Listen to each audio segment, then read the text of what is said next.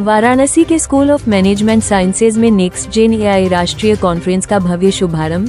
देश भर के शीर्ष तकनीकी संस्थानों और उद्योग विशेषज्ञों ने एआई के भविष्य पर रखा अपना दृष्टिकोण। मुख्य अतिथि आईआईटी बीएचयू निदेशक प्रोफेसर अमित पात्रा ने एआई के ऐतिहासिक विकास से आधुनिक क्रांति तक की दी विस्तृत व्याख्या।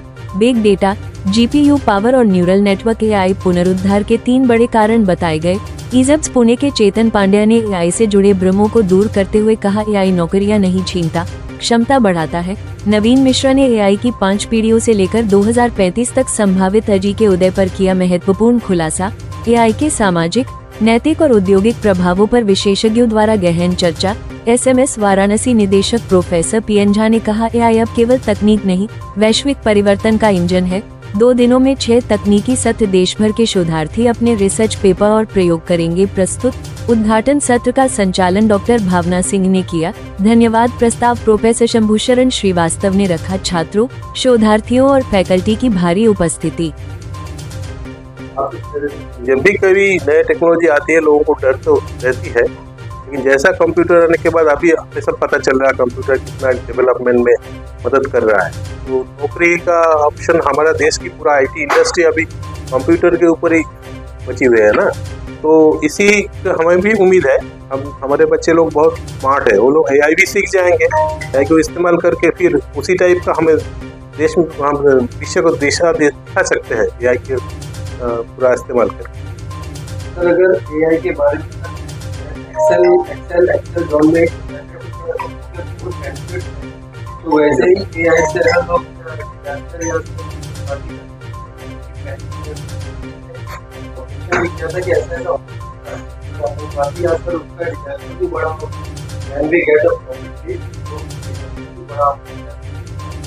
ये तो सर हर टेक्नोलॉजी में है, जैसे कि मिसाइल टेक्नोलॉजी या वो जो एक्सप्लोसिव टेक्नोलॉजी जो अभी इस्तेमाल हुआ है। अब देखिए तो आदमी के पास कोई अस्त्र कुछ रहे तो उसका अच्छा भी इस्तेमाल किया जा सकता है, उसका बुरा इस्तेमाल भी किया जा सकता है। तो हमें देखना है कैसे उसको अच्छी दिशा में उसको ले जा सके, और बुराई की जो डर है उसके लिए हमें तैयार रहना चाहिए।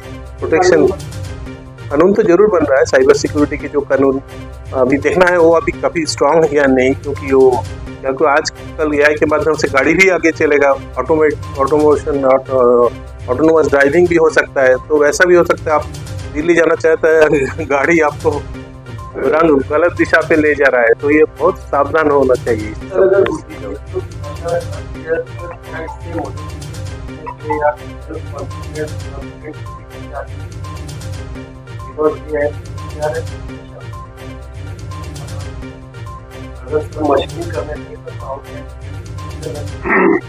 नहीं, ऐसा नहीं है। देखिए, एक समय हम जब कैलकुलेटर यूज करते थे, हम बच्चों को कोई लोग डिस्करेज करते थे। अब यूनिवर्सिटीज में नहीं, कैलकुलेटर अलाउड नहीं है। अब देखिए एग्जाम में कैलकुलेटर्स भी अलाउड है।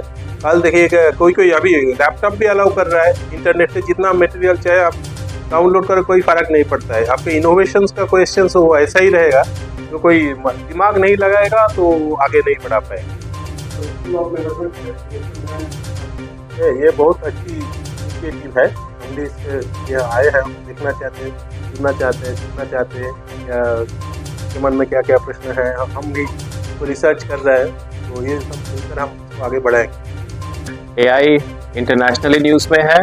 ये बहुत अच्छी बात है कि एसएमएस ने भी इस पे अपने बच्चों को बताने के लिए सारे एक्सपर्ट्स को बुलाया है, ताकि वो पॉजिटिव्स और नेगेटिव्स दोनों चीज़ों को समझ सकें। पॉजिटिव में उसको कैसे एज अ टूल यूज़ करना है, नेगेटिव में उसको कहाँ नहीं यूज़ करना है, और क्या उसके चैलेंजेस हैं, ट्रस्ट इश्यूज क्या हो सकते हैं, रेगुलेशंस पे कैसे ध्यान देना है, और जो एक मार्केट में फड है, एक नेगेटिविटी है कि इससे बच्चों का करियर डिस्टर्ब होगा, इससे बच्चों को आगे फ्यूचर जॉब नहीं मिलेगा। आई थिंक ये सारी चीज़ें बच्चों को समझ में आएंगी।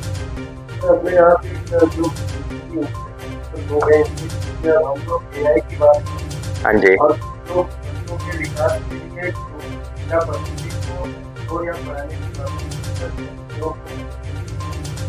देखिए गुरुकुल शिक्षा पद्धति की जहाँ तक बात है, वो गुरु और स्टूडेंट के बीच में क्लोज इंटरेक्शन की बात है। जब कंप्यूटर आया 2000 में, Y2K आया, बग उस समय आया, उस समय भी आपसे की चीज़ें डिस्टर्ब होंगी। 2000 से 2025 के बीच में आई थिंक वो स्टूडेंट और टीचर का संबंध रहेगा। हाँ, क्लास में स्टूडेंट और टीचर क्या डिस्कस करेंगे, किस तरीके से वो पढ़ाई करेंगे, वो चेंज होगा। तो गुरुकुल पद्धति एक अच्छी पद्धति है, स्टूडेंट और टीचर के बीच में एक दूसरे के साथ लर्निंग की चीज़ है। हाँ, जो पद्धति, जो चीज़ें 50 साल 100 साल पहले यूज़ होती थी शायद वो अब रेलेवेंट नहीं। उस चीज़ों को नए और मॉडर्न तरीके से वो इवॉल्व होना चाहिए।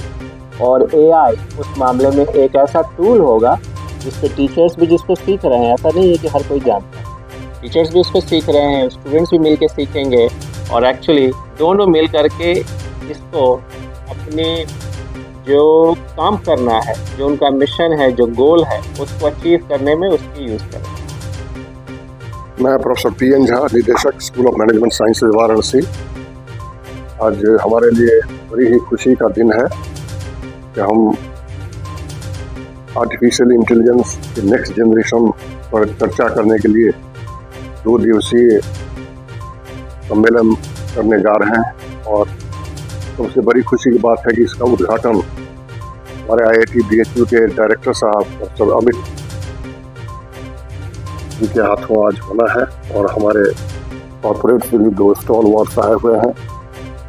तो आप सभी जानते हैं कि टेक्निकल एजुकेशन जो है, प्रोफेशनल एजुकेशन है, उसमें थ्योरी के अलावे प्रैक्टिकल की बातें जब तक नहीं होंगी तो एजुकेशन पूरा नहीं होगा। वो दोनों तरह के विद्वान बैठे हुए हैं यहाँ।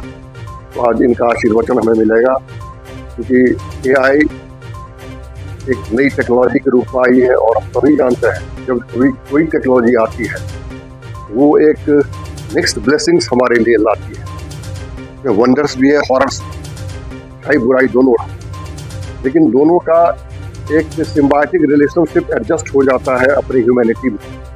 कि इतना अकल तो सबको है ना कि हमारे लिए क्या अच्छा होगा, क्या बुरा होगा, वो उस हिसाब से उसको फर्क कर लेता है। ये भी जहाँ तक मानवीय बुद्धि की बात है और ये आर्टिफिशियल इंटेलिजेंस की बात है, तो इसमें एक तादाद में रिलेशन लोग बना ही लेंगे। जो पढ़ने वाले हैं, हमारे छात्र हैं या हमारे प्रोफेसर्स हैं, तो ये उसमें किस तरह की दूरी चाहिए और किस तरह की सामंजस्यता चाहिए वो इस्टेब्लिश कर लें। और आगे इसका क्या भविष्य होगा, क्योंकि ये नेक्स्ट जनरेशन AI पर बात होने वाली है। विद्वान सभी आ रहे हैं देश विदेश से और इस पर अपने अपने चर्चा वो रखेंगे, ताकि हमारे जो भी पार्टिसिपेंट्स हैं, हमारे स्टूडेंट्स भी हैं, फैकल्टीज भी हैं, वो सभी कुछ सीखेंगे और एक नया आयाम मिलेगा आगे की रिसर्च करने के लिए। हम समझते हैं कि इससे हम अपने सामाजिक दायित्व का जरूर पूरा वो एक एड्रेस कर सकेंगे और बच्चों को भी एक अच्छा नॉलेज हम वितरित कर सकें।